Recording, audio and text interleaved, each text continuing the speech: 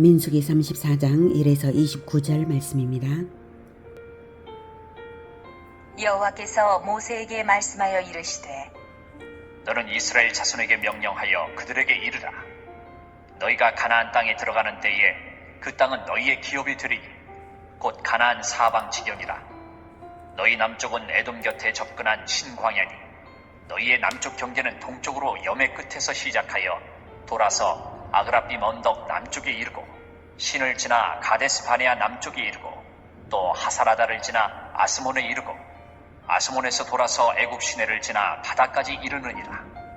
서쪽 경계는 대해가 경계가 되나니 이는 너희의 서쪽 경계니라. 북쪽 경계는 이러하니 대해에서부터 호르산까지 그어라. 호르산에서 그어 하맛 어귀에 이르러 스타스에 이르고 그 경계가 또 시브론을 지나 하살 에난에 이르나니 이는 너희의 북쪽 경계니라. 너희의 동쪽 경계는 하살 에난에서 그어 스밤에 이르고 그 경계가 또 스밤에서 리블라로 내려가서 아인 동쪽에 이르고 또 내려가서 긴네레 동쪽 해변에 이르고 그 경계가 또 요단으로 내려가서 염해에 이르나니 너희 땅의 사방 경계가 이러하니라. 사랑하는 형제 여러분, 9월 12일 월요일 저녁 묵상에 오신 것을 환영합니다. 민수기 34장은 38년 방황이 끝났고 출애굽 제40년 차이고요. 출애굽 제2세대가 충분히 군대로 성장해서 요단 동편 정복을 한 후에 여리고 맞은편 모압 평지에 기착해서 하나님의 약속의 땅 요단강 서쪽을 바라보고 있는 시점입니다. 이스라엘은 출애굽 제41년 1월 요단강 도하를 하죠. 그 전까지 약 8개월간 여기 모압 평지에 머물렀는데요. 그 8개월간 있는 일들은 민수기 25장부터 33장까지의 일들 전체, 민수기 25장 이후의 일들 전체이고요.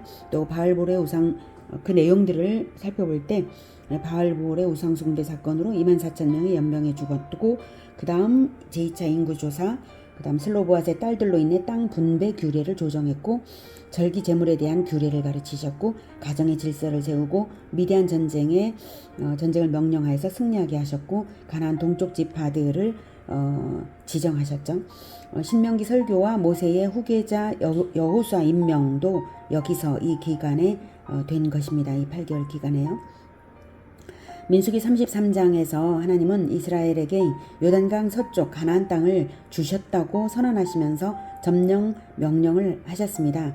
33장 53절에 그 땅을 점령하여 거기 거주하라. 내가 그 땅을 너희 소유로 너희에게 주었음이라. 이렇게 선언하셨죠. 이미 요단 동쪽을 정복해서 두 지파 반에게 나누어 줬으니까 땅을 확보하는 것을 나머지 9지파 반은 직접 체험하고 목격했어요. 두 지파 반은 체험했고 9지파 반은 목격을 했어요. 그러니까 서쪽에서도 분명히 다 이루어질 것이다. 확신이 아주 분명해집니다. 이스라엘은 그러니까 이제 9지파 반도 하나님께서 서쪽을 주셨다는 말씀이 실질적인 것임을 믿을 수밖에 없고 이제 믿습니다. 하나님께서 말씀하신 대로 된다는 것을 그동안 많이 체험도 했어요. 만약 하나님의 말씀을 믿지 않았다면 요단 동쪽 땅을 왜 두 지파 반에게만 주냐고 땅싸움이 났겠죠. 언약의 말씀을 믿었기 때문에 요단강 서쪽을 기대했고 9지파 반은 잠잠히 전쟁을 준비하는 것이고요. 민수기 34장부터는 모두 토지 분배 관리법입니다. 요단강 서쪽을 정복하지 못할 거라고 생각했다면 이 토지 분배 관리법이 무슨 의미가 있겠습니까? 그죠? 이 34장에서는 땅의 경계 설정과 분배 책임자 임명을 하나님께서 하셨습니다. 15절까지 경계 설정이고 16절부터 분배 책임자 임명입니다. 실제적인 전쟁은 여호수아서에서 이루어집니다. 이제 하나님께서는 약속의 땅 경계를 정확하게 그어주십니다. 정확한 지명을 언급하시면서 지도를 말씀하시는 것이고요. 여기서는 그 구체적인 지명 확인까지는 제가 안 하겠고요. 다만 실제로 나중에 이제 정복된 땅의 경계가 이렇게 이제 되었습니다. 비슷하게 되었다는 것을 아시면 되겠고, 하나님께서 말씀하신 땅의 경계를 완전히 정복하는 것은 다윗 시대 그리고 다윗과 솔로몬의 시대에 가서 완전히 정복이 이제 됩니다. 하나님의 말씀은 반드시 말씀대로 다 되는 것이죠. 자, 이렇게 구체적으로 그 경계를 다 보여주시는 것은, 말씀하시는 것은 그 땅이 어떠해서가 아니라 그 땅이 심판받을 족속들이 살고 있기 때문에 정확한 지명이 나오는 것입니다. 그 악한 족속들은 이미 700년 전 아브라함 때부터 가장 극악한 족속들이었습니다. 소돔과 고모라가 가나안 도시 중 대표적인 것인데요. 소돔과 고모라가 과거에 유황불로 멸망한 것은 그 두 도시만 악해서가 아닙니다. 표본으로 소돔과 고모라만 본때를 보이셨던 것입니다. 그런데도 불구하고 그 후 가나안은 단 한 족속도 회개하지 않았습니다. 그래서 하나님께서 심판을 확고하게 선언하신 것이고 그것을 지금 실행하실 것입니다. 그 심판 선언이 아브라함에게는 언약이었습니다. 후손 이스라엘과 땅에 대한 언약이었죠.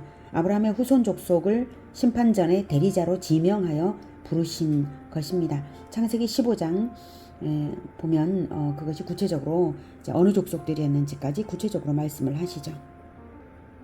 창세기 15장 8절에 그가 이르되 아브라함이 하나님께 주 여호와여 내가 이 땅을 소유로 받을 것을 무엇으로 알리까? 이렇게 땅을 소유로 받을 것을 확실하게 이제 확증을 달라 이렇게 말씀을 하시니까 하나님께서 이러이러한 제물들을 준비해라 라고 그 짐승을 쪼개어서 제물을 드렸더니 제사를 할 때 제사를 드리고 난 다음에 하나님께서 말씀하신 땅에 대한 언약이 이것입니다. 13절부터 여호와께서 아브라함에게 이르시되 너는 반드시 알라 내 자손이 이방에서 계기되어 애굽에서 계기되어 400년 살 것을 말씀하시는 거예요. 이방에서 계기되어 그들을 섬기겠고 그들은 400년 동안 네 자손을 괴롭히리니 그들이 섬기는 나라를 내가 징벌할지며 그 후에 네 자손이 큰 재물을 이끌고 나오리라. 이렇게 출애굽을 예언하셨고요. 너는 장수하다가 평안히 조상에게로 돌아가 장사될 것이요 네 자손은 4대 만에 이 땅으로 돌아오리니 출애굽이죠. 이는 아모리 족속의 죄악이 아직 가득 차지 아니함이니라 하시더니 아모리 족속은 가나안 여러 족속들을 대표하는 족속입니다. 아모리 족속의 죄악이 가득 찰 때까지 회개의 기회이면서 또한 죄가 가득 차서 심판의 때가 될 것을 하나님께서 기다리고 계신다는 뜻이에요. 그래서 그동안 회개를 하지 않았고 결국 심판을 이스라엘 후손 이스라엘 민족을 통해서 이제 민수기에서는 명령을 하신 것입니다. 자 17절 해가 져서 어두울 때 연기나는 화로가 보이며 타는 횃불이 쪼갠 고기 사이로 지나더라. 이렇게 횃불이 지나고 나서 18절 그날에 여호와께서 아브라함과 더불어 언약을 세워 이르시되 내가 이 땅에 대한 언약을 확실하게 하시는 거예요. 애굽 강에서부터 그 큰 강 유브라데까지 내 자손에게 주노니 하면서 여기에서는 애굽 강에서부터 큰 강 유브라데까지라고 대략적인 것만 땅에 대해서는 말씀을 하시는데 족속의 이름은 분명하게 말씀을 하세요. 그 족속들이 살고 있는 그 지역을 민수기에서는 그 지경을 정확하게 말씀을 하신 것이고 여기에서는 족속 이름들을 말씀을 하십니다. 곧 겐족속, 그니스 족속과 간문 족속과 헷 족속과 브리스 족속과 르바 족속과 아모리 족속과 가나안 족속과 기르가스 족속과 여부스 족속의 땅이니라 하셨더라. 700년 전 조상 아브라함에게 약속한 그 땅을 드디어 차지하게 할 것이니까 구체적인 지명을 이제 민수기 34장에서는 짚으며 말씀하시는 것입니다. 자, 그러면 아브라함에게 후손도 많이 주고 땅도 주겠다 하신 의미가 무엇이겠습니까? 왕 그리스도를 기다리라는 뜻이고 너에게 준 언약을 지켜서 하나님의 도리를 가르쳐 지키게 하라는 뜻입니다. 그래야 하나님 나라가 되는 것입니다. 땅과 사람들만 있으면 나라가 되는 게 아니죠. 왕이 있어야 되는데 왕 백성 땅으로 나라는 이루어지는데 말씀으로 맹약이 되지 않으면 왕과 백성 사이에 맹약이 되지 않으면 아무 관계없는 것이 되고 말죠. 그건 나라가 아니에요. 그래서 피로 맹약했습니다. 하나님과 아브라함 사이의 말입니다. 방금 읽은 부분에서 이제 짐승들을 둘로 쪼개어서 제사하고 나서 횃불이 그 가운데로 지나가는 모습을 보이시며 주신 언약입니다. 피로 맺은 혈맹관계, 그것이 바로 하나님과 이스라엘의 관계입니다. 하나님과 아브라함의 관계이고 하나님과 이스라엘의 관계입니다. 지키면 나라가 되는 것이고 어기면 피로 갚는 것이죠. 하나님께서 아브라함을 선택하신 이유를 창세기 18장 18, 19절에서는 이렇게 말씀하셨습니다. 아브라함은 강대한 나라가 되고 천하 만민은 그로 말미암아 복을 받게 될 것이 아니냐. 내가 그로 그 자식과 권속에게 명하여 여호와의 도를 지켜 의와 공도를 행하게 하려고 그를 택하였나니. 택한 목적이 이거라는 거예요. 자식과 권속에게 가르쳐가지고 여호와의 도를 가르쳐서 그걸 지키게 해라. 이는 나 여호와가 아브라함에게 대하여 말한 일을 이루리 함이라. 말한 일 뭐죠? 복을 받게, 천하 만민을 통해서 복을 받게, 강대한 나라가 되게, 이것을 꼭 이룰 것이니까 아브라함은 자식과 권속에게 여호와의 도를 가르쳐 지키게 하라, 이거예요. 택하신 목적이 그것입니다. 가르침입니다. 가르침을 이어가면서 행하는 것입니다. 이것이 중요하죠. 그런 땅을 차지해도 여호와의 도를 버린다면 여호와의 원수가 되고 말죠. 땅만 차지해놓고 여호와의 도를 버린다면. 그러니 전쟁보다 중요한 것은 사실 여호와의 도, 하나님의 말씀입니다. 그래서 모압 기착 8개월 동안 율법을 다시 가르치며 성경 공부를 시킨 것입니다. 그것이 신명기입니다. 자, 이제 13절. 모세가 이스라엘 자손에게 명령하여 이르되 이는 너희가 제비 뽑아 받을 땅이라. 여호와께서 이것을 9지파 반쪽에게 주라고 명령하셨나니 이는 르우벤 자손의 지파와 갓 자손의 지파가 함께 그들의 조상의 가문에 따라 그들의 기업을 받을 것이며 므낫세의 반쪽도 기업을 받았음이니라. 이 두 지파와 그 반지파는 여리고 맞은편 요단 건너편 곧 해돋는 쪽에서 그들의 기업을 받으리라. 네, 12절까지는 하나님께서 구역을 정해주신 것을 말씀하신 것이고요. 이것을 이제 9지파 반에게 주라고 하신 것이잖아요. 그것을 모세가 이제 이스라엘에게 확인시켜주는 부분입니다. 두 지파 반은 이미 동쪽에서 받는 것으로 결정되었으니까 서쪽에서는 전쟁만 수행하고 땅은 안 받을 것입니다. 13절에 이는 너희가 제비 뽑아 받을 땅이라. 제비뽑기는 우연처럼 보이는 하나님의 섭리대로 되는 것입니다. 하나님의 주권적 섭리가 적용되는 가운데 순종이 되도록 하나님께서 제비뽑기로 하라고 정하셨습니다.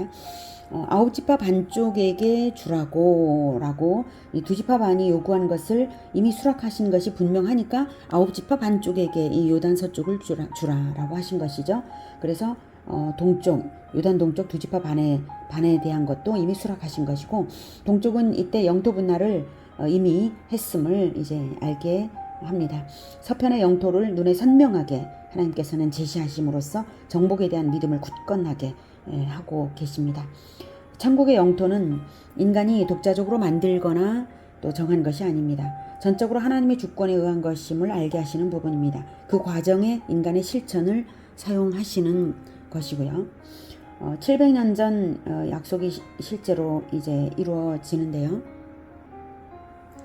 하나님께서 주시는 것이지만 인간 편의 실천을 요구하십니다. 계약은 쌍방의 두 당사자 각각의 실천이 전제되는 것이죠. 언약을 하나님이 이루시는데 백성의 실천과 동시에 이루어지는 것이지 하나님 혼자서만 언약을 믿는 것이 아니잖아요. 백성의 실천이 없다면 언약을 믿는 것이, 백성은 언약을 믿는 것이 아니고요. 실천 없는 자에게서 실현될 수는 없는 것이죠. 그래서 승리는 하나님이 보장을 하시고 실행은 언약 백성이 하는 것입니다. 하나님이 약속하신 것은 다 이루어지는 것입니다. 발만 내디디면 되는 것입니다. 성경의 역사는 언약을 주시는 분의 결정과 언약을 받는 자의 순종으로 동역되어 완성되는 것을 보여줍니다. 하나님이 하시지만 사람의 몸을 사용하시는 것입니다. 하나님께 자신을 산제물로 내어드리면 하나님께서 사용하시면서 하나님 나라를 건설하십니다. 이제 16절. 여호와께서 또 모세에게 말씀하여 이르시되 너희에게 땅을 기업으로 나눌 자의 이름은 이러하니 제사장 엘르아살과 눈의 아들 여호수아니라. 너희는 또 기업의 땅을 나누기 위하여 각 지파에 한 지휘관씩 택하라. 그 사람들의 이름은 이러하니 유다 지파에서는 여분네 아들 갈렙이요, 시므온 지파에서는 암미우스의 아들 스무엘이요, 베냐민 지파에서는 기슬론의 아들 엘리다시요, 단 자손 지파에서는 지휘관 요글리의 아들 붓기요, 요셉 자손 중 므낫세 자손 지파에서는 지휘관 에봇의 아들 한니엘이요, 에브라임 자손 지파에서는 지휘관 집단의 아들 그무엘이요, 스불론 자손 지파에서는 지휘관 바르낙의 아들 엘리사반이요, 이사갈 자손 지파에서는 지휘관 아산의 아들 발디엘이요, 아셀 자손 지파에서는 지휘관 슬로미의 아들 아이우시오. 납달리 자손 지파에서는 지휘관 암미우스의 아들 부다헤린이라. 하셨느니라. 이들이 여호와께서 명령하사 가나안 땅에서 이스라엘 자손에게 기업을 받게 하신 자들이니라. 정복 전쟁이 개시도 되지 않은 시기에 땅의 경계를 말씀해 주셨고, 또한 이제 분배 책임자를 임명하신 것에 주목해야 합니다. 개시도 안 된 이때의 말이죠. 창조주이시고 주제자이신 하나님에게는 마음먹은 것이 그대로 성취된다는 것을 분명하게 알게 하시는 것이고요. 또한 담당자를 세워서 일하신다는 사실입니다. 먼저 19절에 그 사람들의 이름을 말씀하시는데, 유다 지파에서는 여분의 아들 갈렙을 말씀하시죠. 에돔의 족속이었던 그니스 족속입니다. 갈렙은 그니스 족속인데요. 에돔 족속의 일족이었다는 원래 그 사실입니다. 이방인이었던 갈렙이 유다 지파의 족장이 된 것으로 알 수 있는 것은 갈렙의 철저한 여호와 신앙이 두드러진 것이고요. 두 번째는 하나의 민족을 넘어서, 이스라엘이라는 민족을 넘어서 만민 구원까지 나아갈 것을 예표하는 것입니다. 이스라엘을 겸손케 하시는 그런 부분이라고 또 한편 생각해 볼 수 있습니다. 이스라엘은 개방성을 지닌 신앙 공동체였기에 이제 이럴 수 있었다라고 하는 입증입니다. 그래서 나중에 이스라엘의 후손들은 굉장히 그 개방성이 아주 이제 사라져버리죠. 자, 아무튼 과거에는 하나님께서 그렇게 하셨습니다. 각 지파의 지휘관들의 배열은 나중에 제비뽑기로 할당받은 지역의 최남단부터 최북단까지 순서와 동일합니다. 하나님의 섭리대로 제비뽑기가 이루어졌다는 것을 짐작하게 하는 부분이죠. 이렇게 말씀하시는, 임명하시는 순서까지도, 땅을 제비뽑기 하는 그 순서까지도 하나님께서는 주권적인 섭리로 작용을 하신 것입니다. 이것이 하나님과 인간 사이의 동역이 강조되는 부분이죠. 언약을 주신 자의 섭리와 언약을 받은 자의 믿음의 실천이 동역되어서 약속의 땅은 정복되고 분배되는 것입니다. 특히 주목할 부분이 바로 대표들이 임의로 선택된 것이 아니라, 이스라엘 백성들이 임의로 선택한 것이 아니라 하나님의 주권적 명령에 의한 임명이라는 사실입니다. 유다 지파에서 갈렙을 선택한 것으로 미루어 보건대는 모든 사람을 아시는 하나님께서 각 지파의 훌륭한 신앙인이여 믿음의 공로가 있는 자들을 선택하신 것이 아닐까요? 우리의 천국의 지경 분배 역시 그러한 원리가 작용한다면 갈렙과 같은 믿음의 반응으로 자발성을 가지고 도전을 해야 하겠습니다. 약속의 땅의 지경은 하나님이 정하셨지만 발로 밟아 들어가는 때에 비로소 기업이 됩니다. 임명은 하나님이 하시지만 제비는 사람이 뽑습니다. 언약을 주시는 분은 하나님이시지만 언약 성취의 현장은 인간의 역사 속에서 이루어집니다. 이것은 마치 시나리오는 작가가 쓰지만 영화는 배우들이 연기하는 것과 같지 않은가요? 우리는 구속사의 주인공들입니다. 무대 위의 주인공들입니다. 실제로 움직이는. 하나님은 우리의 발걸음이 어떻게 진행되어서 승리로 나아갈 것인지를 정해 놓으신 작가이십니다. 그렇다면 가장 좋은 배우는 누구일까요? 연극의 주제를 알지도 못하고 그냥 왜 자기가 그렇게 움직여야 되는지도 모르고 마지못해 움직이는 그런 배우는 좋은 배우일 수가 없겠죠. 가장 좋은 배우는 작가의 마음을 제대로 읽어내어서 혼신의 힘을 기울여서 작가의 마음을 표현하는 사람이 가장 좋은 배우일 것입니다. 이스라엘의 가나안 전쟁의 본질은 심판 전쟁이므로 영적 전쟁이고요. 전도 전쟁을 예표합니다. 이스라엘은 한정된 가나안이라는 땅이 있고 12지파가 있어서 제비뽑기를 했지만 우리는 온 천하에 다니며 만민에게 복음을 전파하라고 예수님이 명하셨습니다. 가나안이라는 좁은 땅이 아니라 온 천하입니다. 우리에게는 제비뽑기가 아니라 믿음으로 전도에 도전하면 우리 땅인 것이죠. 구약시대처럼 구획이 그어진 물리적인 공간 개념이 이제는 더 이상 아닙니다. 사람을 어둠의 세계에서 빛의 세계로 불러내어서 주님의 나라로 들어오게 하는 전쟁입니다. 그 도전이 제주에서 시작이 되었고 더 나아가 전 세계로 나아갈 것입니다. 하나님의 뜻을 잘 알아들이고 실천하는 공동체로서 항상 하나님의 복이 넘쳐나는 우리가 되기를 기원합니다. 기도하겠습니다. 하나님께서 땅의 경계를 분명하게 보여주시고 또한 땅을 분배할 담당자들까지도 정해주십니다. 하나님, 우리가 갈렙과 같은 믿음으로 이제 받을 땅, 새하늘과 새 땅, 그 새 땅의 그 영역을 바라보면서 믿음의 눈으로 바라보면서 땅을 믿음으로 받아서 도전하는 그런 우리가 되게 하여 주시옵소서. 그렇게 하겠습니다. 주님, 언제나 주님과 함께 주님께서 보게 하시는 그 비전에 초점을 맞춰서 옆도 돌아보지 않고 뒤도 돌아보지 않고 앞을 향해 표대를 향하여 나아가는 우리 모두가 되게 도와주시옵소서. 예수 그리스도 이름으로 기도드립니다. 아멘. 이어지는 시간은 개인 기도 시간입니다.